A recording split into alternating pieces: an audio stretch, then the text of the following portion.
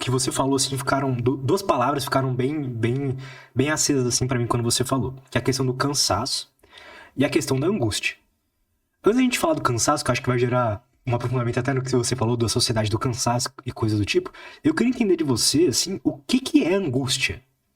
Da sua visão de psicólogo, uma pessoa que estuda isso profundamente, porque quando a gente pensa em angústia, quando eu penso em angústia, pra mim, eu sei pelo sentimento, mas eu não sei te explicar. Perfeito. Sabe? Eu entendo como é me sentir angustiado, mas eu não sei te falar como é isso. Olha, a sua pergunta é muito boa, porque eu acho que vai dar liga com várias coisas que a gente pode conversar antes de falar da angústia, que eu acho que eu posso chegar na angústia pelo cansaço, pode ser? Uhum, maravilha. Como a gente fala, você gostou da palavra cansaço? Eu vou falar da Sociedade do Cansaço, que é uma literatura que eu fiz, né? Uma leitura que eu fiz esse ano, que eu conversei com uma filósofa que eu gosto muito, que é a professora Luciana Zaterka, e através dela e do livro eu tive esse entendimento. Olha que bacana esse filósofo que chama Byung-Chul Han, é um chinês, acho que é um chinês, e ele trouxe num livrinho pequenininho, mas que a gente precisa virar de ponta cabeça, né, para entender, mas no fim é fácil. Até a época dos nossos pais,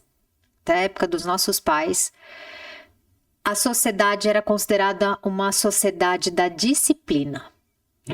Então, não sei se na sua casa, tá? Eu sou mais velha que você, mas você pode me falar se não é do seu pai, pode ser do seu avô. Que era o seguinte: manda quem pode, obedece quem tem juízo, né? Que falava.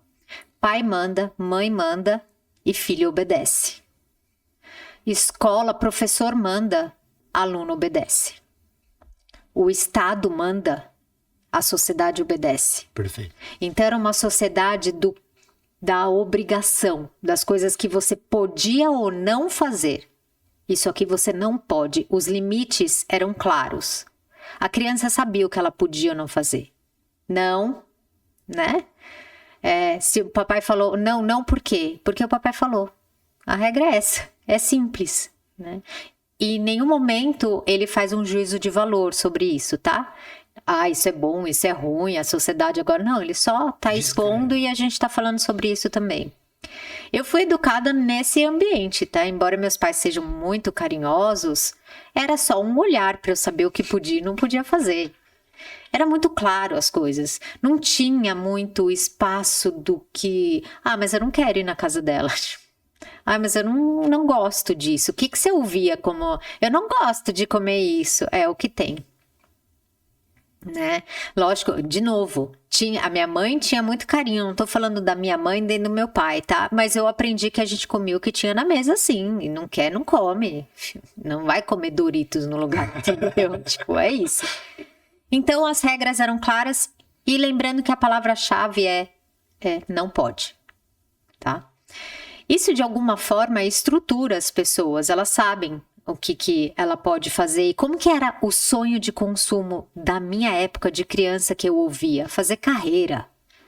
Então a gente ia entrar num banco e se você trabalhasse 30 anos era tipo, uau, por que você cresceu? Porque você fez as coisas direitinho, o que o chefe mandou, né?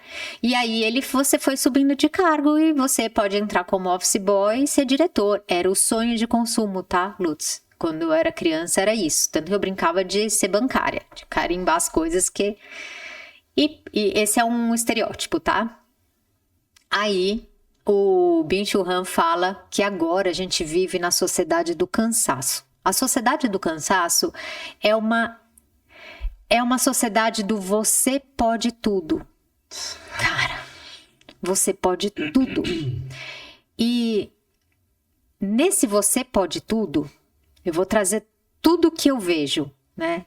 Você entra numa livraria, os livros mais vendidos que estão na frente são livros que te ensinam a ser persuasivo, seja foda, né? Disciplina. É sempre sobre você pode ser o melhor de você, em você mesmo, e com isso você pode dominar o mundo. Você pode empreender, você pode enriquecer. Você não precisa depender de ninguém. E a gente sabe que realmente mudaram, né, as formas de trabalho, sou muito grata a isso, inclusive, mas a questão é que quando você fala que você pode tudo, antes o chefe era externo e falava para você o que você podia e não podia. Hoje seu chefe é interno e diz para você que você pode tudo. Só que aí é assim, né? Acordar às 5 da manhã para meditar, para agradecer, para rezar, comer bem, né? Você pode... Aí você tem que fazer atividade física, você tem que ter boas conexões, fazer terapia. E eu posso te falar de uma lista de coisas, de exigências que a gente já aprendeu nessa sociedade, pela rede social e por tudo, que é o certo hoje fazer para você ser a sua melhor potência.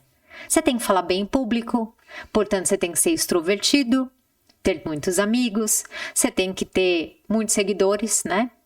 Um perfil... Imagina, o herói hoje que a gente tem na cabeça, antes o meu herói era o presidente da empresa. Eu quero ser presidente da empresa, portanto eu trabalho direitinho e eu chego lá. Hoje, e o herói só trabalhava, tá? Ele não acordava às 5, rezava, meditava, entrava em banheira de gelo. Nada disso, né, Lutz? Então, quem é o nosso herói interno? Se você pensar e você escrever, o seu é o mesmo que o meu nessa sociedade, tá? E a gente nunca chega lá. Cara, a gente nunca chega lá. Porque não dá pra fazer tudo isso aí. E quando você não chega lá... Não precisa disso tudo pra se sentir potente. Lógico que não, só que a gente compra essa ideia, entendeu? Porque pra você chegar nessa conclusão, você tem que pensar. Aí a gente entra no patamar do que a gente está fazendo aqui, das terapias que a gente já fez, das reflexões sobre a vida. Mas quem não está refletindo sobre a vida está se sentindo culpado. Sim. E está se sentindo um lixo. Porque quando você não alcança isso, o erro é seu. É seu. Você não alcançou porque você é um fracassado. Porque se você tivesse lido Pai Rico, Pai Pobre, você precisa ler isso, você precisa, o segredo, você precisa atrair coisas boas. Tipo, cara, e as pessoas, então, têm um herói interno inalcançável, isso diminui nossa potência de vida, a gente é a sociedade do cansaço mesmo, né? E no fim das contas, eu acho que é sobre isso que a gente está falando, né? Sobre pessoas que chegam, não precisa nem chegar no final do ano, tá? Mas que todo dia estão sem bateria, porque você está muito longe de ser aquilo que você sonha ser. Então, eu diria que começa por aí um grande sofrimento de todos que estão nos ouvindo aqui. Quando você trouxe ali, a pessoa começa a se sentir mal e tudo mais, você vê isso, porque assim, antes já existia, a gente já fazia, o ser humano já fazia terapia, já sentia angústia e tudo mais. Mas esse se sentir mal por não alcançar esse herói máximo interno, você sente que vem aumentando drasticamente, assim? Vem aumentando a culpabilização do eu. Então, por exemplo, olha só que louco isso. Ninguém tem dado real de nada. As pessoas compram as ideias e não olham o Google nem para saber dos dados reais. Então, assim, só você tá comendo mal. Aí a pessoa entra no meu consultório e fala, cara, eu tenho algum problema. Eu tenho compulsão alimentar porque eu quero fazer um controle e eu não consigo. Como se fosse a culpa do eu, tá? Só que abre o dado da internet, 40% de obesos. Então não é você, mas a pessoa não sabe desse dado, ela fala, é um problema meu, emocional, né? Eu tô com um problema emocional. Aí e comparado com a maioria, às vezes você tá até muito bem, né? Pois é. Só que você não consegue enxergar isso. Pode ser. Pode ser. Né? Ou pelo menos ela não sabe questionar isso como, será que isso é um problema social? Por exemplo, os alimentos hiperpalatáveis aumentaram absurdamente nos últimos anos, fast foods, né? A minha avó tinha muito menos contato com a possibilidade de engordar. E não é que ela tinha menos problema emocional. Tem uma sociedade que te oferece tanta possibilidade de você comer coisas boas, gostosas, né? Com aperto Não vou fazer propaganda que se quiser. Se quiser. Um aplicativo. Um aplicativo, tem vários iguais. E aí a comida vem na sua porta. Antes você tinha que fazer um esforço para ir para os lugares para comer. Então, assim, se você for pensar nos detalhes sociais sobre a questão da obesidade, você consegue. Não é tirar a sua culpa, não, tá? Mas você consegue diluir isso. Fala, cara, isso é um problema muito maior do que só eu com a minha compulsão. Às vezes você tá chamando de compulsão uma coisa que nem é compulsão. É a dificuldade que isso não é compulsão. Compulsão é outra coisa, mas tipo, é a dificuldade de você se organizar para ir cozinhar a sua própria comida. Porque você tem uma opção, né? E antes não tinha. E aí você precisa... ter o conhecimento de todas essas variáveis que estão te atrapalhando para você conseguir manipular esses estímulos e mudar o seu hábito. Só que não é isso que eu vejo. Eu vejo o paciente no meu consultório falando, a culpa é minha, a culpa é minha, a culpa é minha. Tipo, tá todo mundo comendo bem, porque é isso que você vê como chama? Rede social? Na rede social, o que você vê? Todo mundo tirando o prato da dieta. Sim. E eu sempre falo isso. O pessoal tira foto do prato bonito, mas não tira do prato feio. Ninguém fala, eu estou postando aqui que eu comecei o regime ontem e terminei hoje. Né? Ninguém tira foto no sofá pra mostrar, cara, não fui treinar hoje. Tipo, com um pote de sorvete falando, então, eu postei ontem na academia, mas eu já tô comendo aqui no sofá. E quem é que não faz isso? Né, que conseguiu e deixou de conseguir, que conseguiu e deixou de conseguir, porque olhando de uma forma macro, a gente está lidando, e você sabe bem, porque você já trouxe vários psicólogos aqui, com o sistema dopaminérgico, né, que não é uma questão do Lutz, da Karina, é uma questão hoje social. O seu não comer bem é muito mais do que você com seu problema emocional. Pode ser também, mas tem algo macro sobre isso que a gente precisa olhar. Então, o que eu vejo, de novo, no meu consultório? Muita culpa. Eu não faço direito. Todo mundo tá fazendo.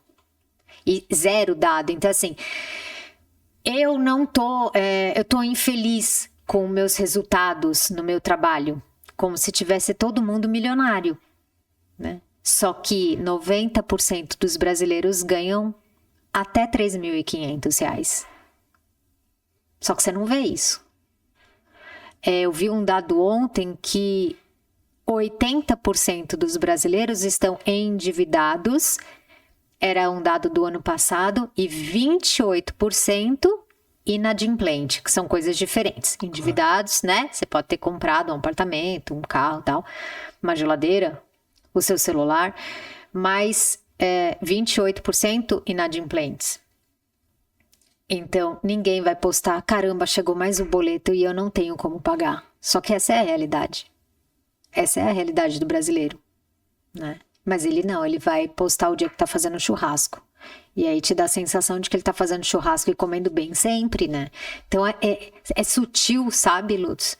Essa ideia, esse bombardeio de ideia de comida boa, de que tá todo mundo comendo bem, treinando, magro, né? Porque com o filtro a gente consegue tirar as celulites e até as rugas, né? Então tá todo mundo jovem também.